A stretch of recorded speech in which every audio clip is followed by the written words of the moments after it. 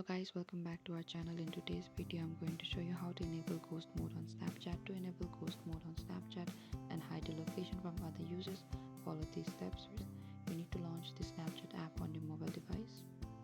After that, on the top left corner there's a profile icon. Select here.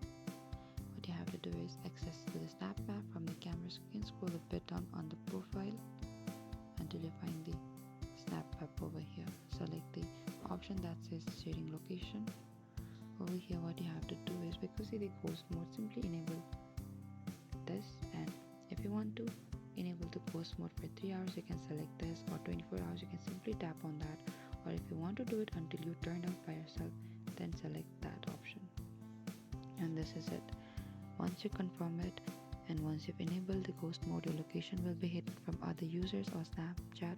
Keep in mind that you still can see the location of your friends if they have not enabled ghost mode. Thank you guys for watching this video. I hope I could help you. Do not forget to like, subscribe and hit the bell notifications icon for more upcoming uploads.